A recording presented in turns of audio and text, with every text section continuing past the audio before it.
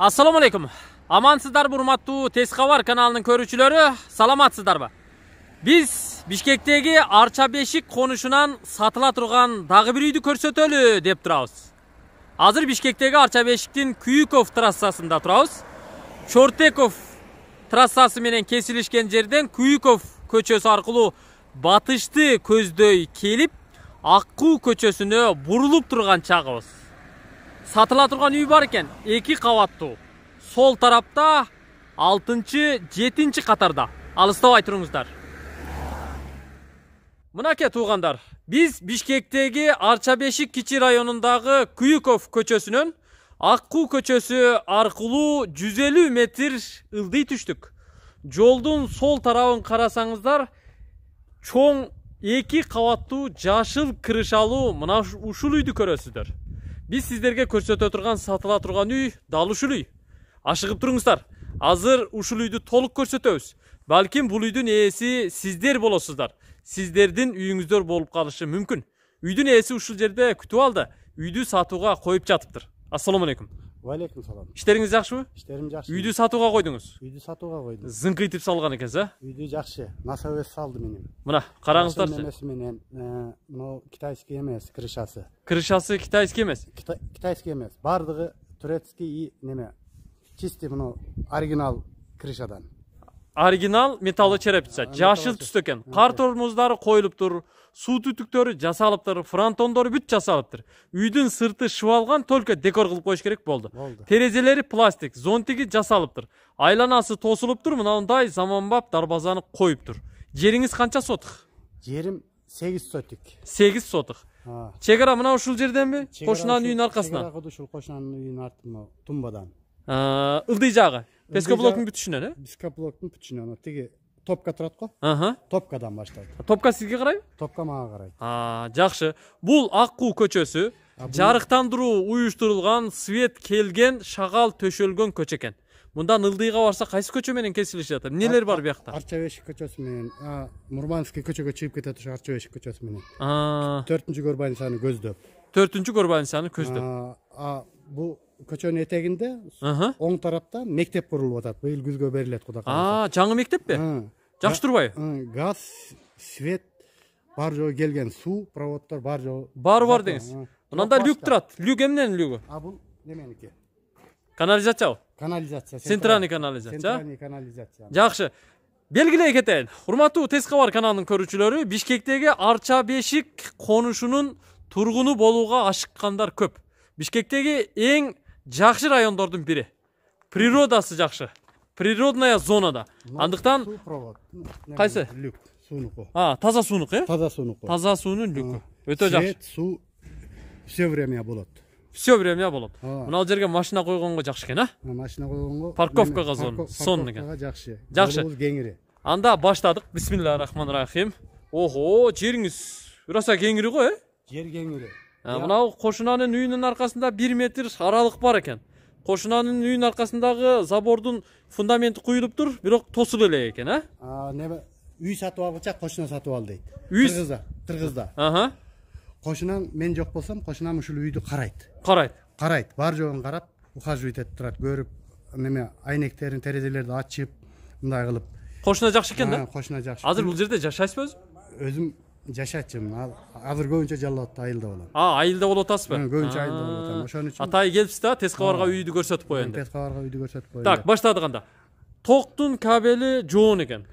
Трехфаска. Трехфаска. Түшүнүктүү. Үйдүн узун туурасы? Узун туурасы 11-ге 10. 11-ге 10. 11-ге 10 размеринде 2 кабаттуу өзгөчө проектте салынган заманбап үй. Зыңкыйып турат, көрдүңүздөрбү? Бул жагынан барганда эле топка. Түз барганда топка. Жакшы экен. Фундамент почти 1 метрге жакын бийик болуптур, көрдүңүздөрбү? Фундамент өзү неме? 60 түг жагына жер менен куюлган, 60-60. Үстү 1 метр болчу. Бу жерди мен засыпка кылып көтөрүп отуруп ушул калды. Түшүнүктүү. Көрүп байкап турабыз. Үйдүн алдындагы астана. Мындай коз тосмолорду жасап коюптур, үстүндө козерок. Тепкич жасалган. Азыр үйдүн ички ремонтун, бөлмөлөрдүн жайгашышын баарын көрүп чыгабыз. Мындай калың бурун эшикти специально жасаткан окшойсуз, Сонун го, Жасаткан муну. Мына караңыздар, брон эшик, оор эшик экен. Биз кирип келдик. Үйдүн биринчи бөлмөсү бул прихожка. Кафелденип жасалыптыр. Эки терезеси бар экен, күнгөй бет, күндүн нуру кирип турат, жылуу болот. Мындан оң тарапка бурулуп кире турган болсок, үйдүн биринчи кабатындагы коридор. Ого, кеңир го, кеңир экен, Проектти каяктан алгансыз? Проектти өзүм чызгам. Өзүңүз чизгенсиз. Жакшы. Бул коридор. Биринчи кабаттагы холл. Аянты кеңир экен. 5ке 4,5. 5ке 4,5, узун туурасы. Бир терезеси бар экен. Отопление бар экен. Чугунный батарея болгондо дагы көрүп турасыздар. Бул коридор, холл. Потолок кадимки гипсокартондон жасалган, люстра, түстүү лампалар бүт баары коюлуптур. Ачык түстөгү обойлор менен жасалыптыр. Эми бөлмөлөрдү бир чекеден көрсөтөбүз. Сиздер сырттан киргенде эле солго бурулуп, биринчи бөлмөгө кирсеңиздер, бул жагы ашкана экен. Ашкананын полунан баштайлы. Стяжка анын үстүнө анан кафел жаткырыпсыз да? Кафел жаткызган мунун үстүнө. Сонун экен. Түсү да жакшы, гүлү да жакшы. Бул кафел неме? Каякдын кафели? Айта бер. Ирандыкы болчу. Ирандыкы? Иранский кафел. Гүлү да өзгөчө экен, башкача. Базардан чамча кездеше бербейт. Бир терезеси бар. Төрдө кызыл түстөгү акрил эмеректер коюлуптур, жасалыптыр. Газоэлектропечка бар экен, вытяжкасы коюлуптур, ысык суу, муздак суу, мойка бүт баары уюштурулуптур. Фартугу кафелденген, чай ичүүчү орундук дагы жасалыптыр. Ачык түстөгү гүлдүү обойлор менен жасалып, потолок гипсокартон. Түстүү лампалар, люстра баары илинген, занавеска тагылган. Холодильник дагы бул бөлмөгө коюлуптур. Бул кухнянын узун туурасы 4х4, 16 метр квадрат экендигин мен билип койдум. Эми төргө жүрөлү. Бардык бөлмөлөрдүн эшиктери, межкомнатный эшиктер жаңгага окшойт да менимче. Жаңга эмес. Бул эмне? Российский сосна. Соснадан, жыгачтан жасалган күрөң түстөгү эшиктер экен. Ортосунда мынандай айнектери да бар. Эми сол тараптагы төрдөгү бөлмөңүз кандай бөлмө бул?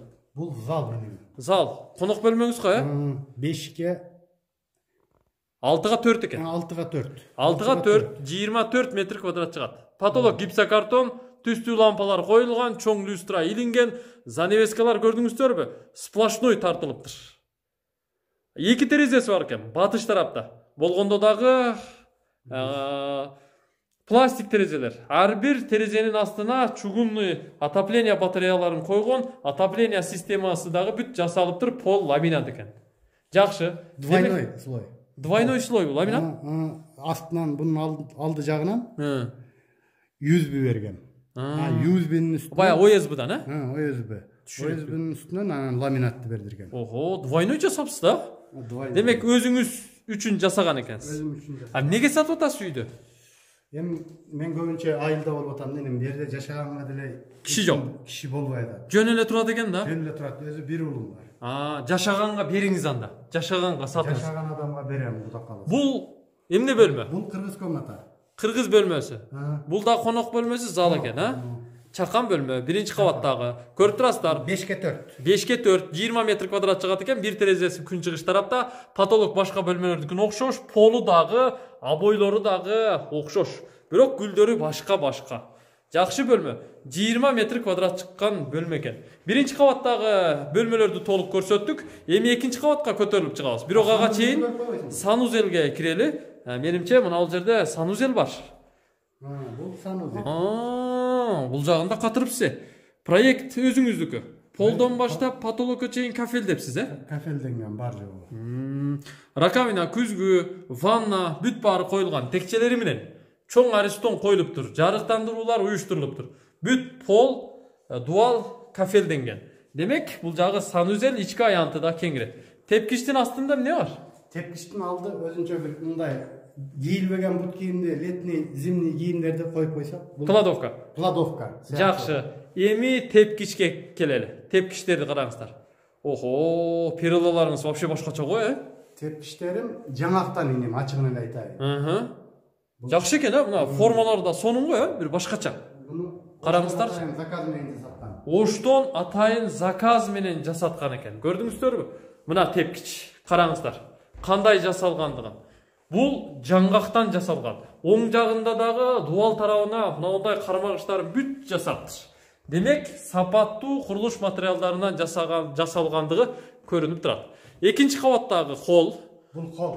Холл 6га 5. 6га 5, 30 метр квадрат чыгат. Жумшак эмеректер коюлган, занавеска тагылган, потолок формаланып, ортосу тоголоктолуп жасалыптыр. Люстра коюлуптур. Болгондо дагы пультовой люстра экен. Эми төрүнө жүрөлү, телевизорда коюлуптур. Төрдө менимче балкон болсо керек, а? Бул жер өзүнчө бир балкон, мындай. Балкон. Кыргыздар көрпө төшөк чийип койсо деле болот. Мен өзүмчө ойлогом, бул жерде сигарет тартса болот, эшикти жаап коюп чыгып.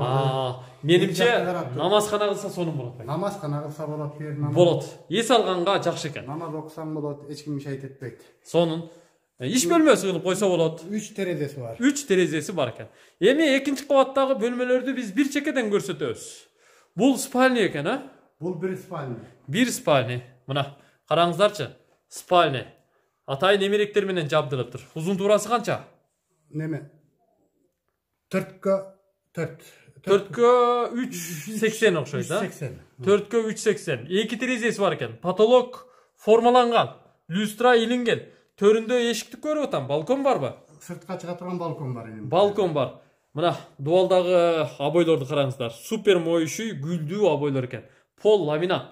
Мына бул эшиктен сыртка дагы мүмкүнчүлүк болсо чыгып, балконду көрсөтүп коён. Огороддун кеңдигин, жердин калган бөлүгүн ушул жерден көрсөтүп коён. Мына. Охо, биякты бүт балкон кылып жасагансыз го, Бул жак бөлмө балкон. Наркы бөлмөдөн да чыкса болот. Наркы эки бөлмөдөн чыкса болот. Эки бөлмөдөн чыкса болот. Мына, жерди көрдүңүздөрбү? Бул жер бактараак болот, көгөрөт, буюрса баары сонун болот. Үстүнөн карап отурасыздар. Балкон кеңир экен. Мага ушул жагы жакты. Эми кайра артыбызга кайтабыз. Биз спальняды көрсөттүк. Эмеректерди кандай сүйлөшөбүз? Бул эмеректериңиз дагы жаңгактан жасалганбы? Вообще шикарный го, Бул алып калганга аракет кылыш керек экен. Бул эмеректер келиндики. Келиндин себине бир нерсе кыла албайсың. Келиндин себине тийбеңиз. Жакшы. Экинчи кабаттагы экинчи бөлмө, бул ортодо турат. Бул дагы спальня экен. Спальня эмес, бул инин. Бул деген бул жерге балдарга сабак тарайлачу стол коюп, мындан неме. Неберелериме кылып берем деген эле. Балдар бөлмөсү. Балдар бөлмөсү. Балдар бөлмөсү. Кааласаңыздар балдардын уктоочу бөлмөсү же сабак окуучу бөлмөсү болот. Узун туурасы 4кө 3, 12 метр квадрат чыгат экен. Потолок ар бир бөлмөнүкү өзүнчө формаланып, башкача жасалыптыр. Треугольник. Көрдүңүздөрбү? Бул бөлмөнүн терезеси дагы батыш тарапта турат, күндүн нуру кирет, пол ламинат. Эми мына ушул эле коридор менен түз жүрөлү. Төрдө атайын компьютерный стол коюлуптур, компьютер коюлуптур, сабак окуй турган жай. Төрдөгү бөлмө, бул да спальня го? Бул спальня. Бул да кыздардын бөлмөсү. Кызыма деп койгон спальня. Мына кыздардын вкусунда жасалыптыр. Көрдүңүздөрбү? Сонун. Бул бөлмөнүн дагы узун туурасы 4кө 380 экен. Потолоктагы занавесканын обойдун гүлдөрүнө подсвет жасалыптыр. Бул бөлмөдөн дагы балконго чыкса болот экен. Жакшы. Күндүн нуру ушул жактан кирип турат. Килем салынган, пол ламинат. Бардык бөлмөлөрдүкү окшош. Эң акыркы бөлмө калды. Экинчи кабатта сиздер тепкичтен чыкканда эле оң тарапка буруласыздар. Мына ушул бөлмө. Бул дагы менимче спальня болсо керек. Же коноктор үчүнбү? Спальня бул дагы. Бул дагы спальня. Узун туурасын айталы. Узундугу 5 метр, туурасы 380 экен. Моющий обойлор менен жасалыптыр. Потолок гипсокартон, люстраны илиптир, түстүү лампаларды коюптур, занавесканы тагыптыр. Бүт баары өз ордунда, жайында. Килем да салынган. Жакшынакай бөлмө экен. Отопление иштейт де? Отопление трёхфазка менен иштейт. Электрический дагы, көмүр дагы. Жүрүңүзчү, отопленияны көрөлү, Сиздер үй менен көчө тараптагы дуалдын ортосундагы мына ушул проход менен үйдүн аркасы тарапка жүрсөңүздөр, бул жакта топка, котельный бар экен. Бул жагын дагы көрүп коюңуздар. Отопление иштеткенсиз да? Отоплениени иштетип жүрөм. 12-жылдан бери иштетип жагам. 12-жылдан бери? Быйыл жакпадым. Охо, вообще чоң печка коюпсуз го, Вообще чоң печка болду. Жалпы үйүңүздүн метр квадраты канча? 186,5 квадрат. 186,5 метр квадрат экен. Көрдүңүздөрбү? Мына ушул печканы иштетесиздер, кааласаңыздар электр тогу менен, кааласаңыздар көмүр отун менен. А газ да келиптир бул көчөгө. Балким газ киргизип алсаңыздар, отопление системасын газ менен дагы жылытсаңыздар болушу толук мүмкүн. Демек үй жылуу болот. Бул жерде газ бар экен, суу бар экен, канализация бар экен, үйдө отопление бар экен. Кайсынын? Подвал каягынан кирет ага? Ошо алиги кладовканын алдынан кирет эми, секрет кирет ага. Болду. Түшүндүм. Жанагы тепкичтин астында подвал бар экен да? Жакшы. Эми о төргө жүрөлүчү. Төрдө эмне курулуш кылдыңыз? Бул жак цех иним. Цех? Швейный цех. Швейный цех бе? Былтыртан бери иштетпей койдум. Иштетпей жөн эле турат. Азыр жөн эле турат. Мына турба эмне? Мына турба эмне? Мына турба газдын турбасы. Газдын турбасы бе? 16,5 метр калды. 16,5 метр.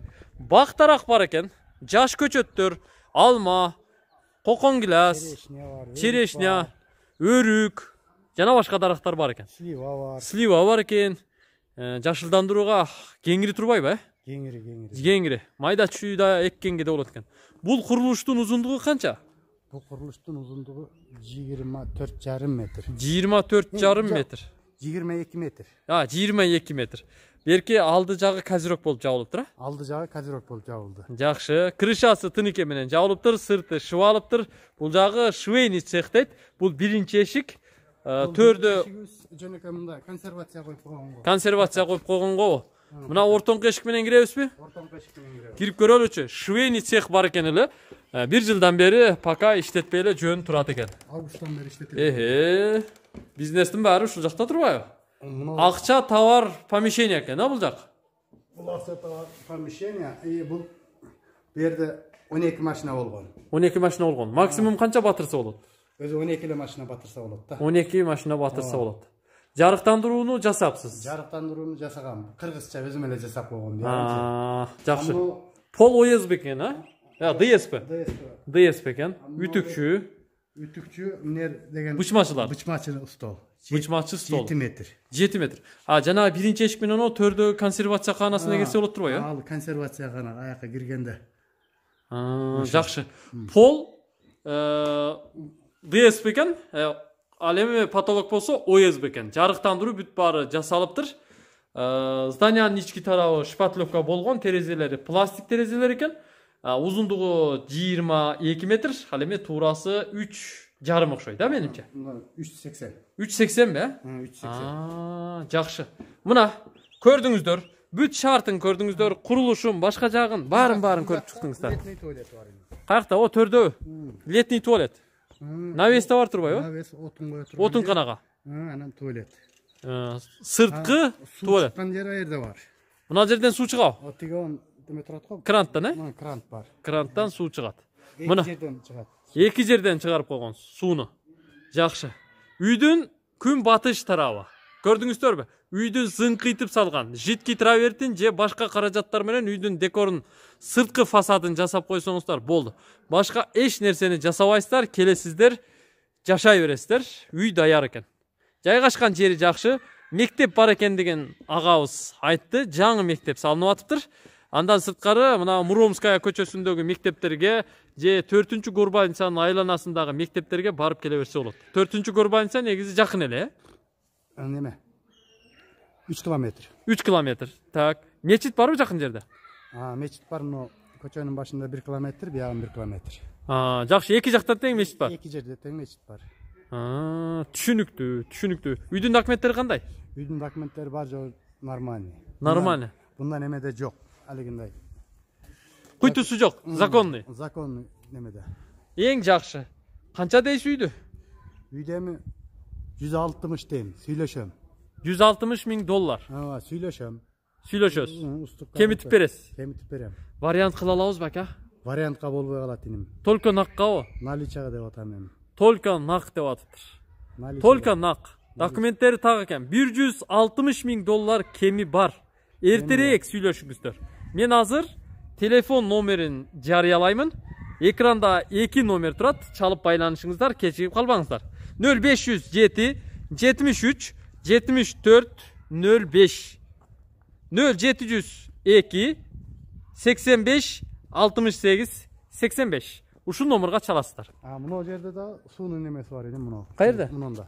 Мына жердеби? Атайын. Суунун лүгү. Суунун лүгү эч кимге көрсөтпөй. Аварийный дегиз, а?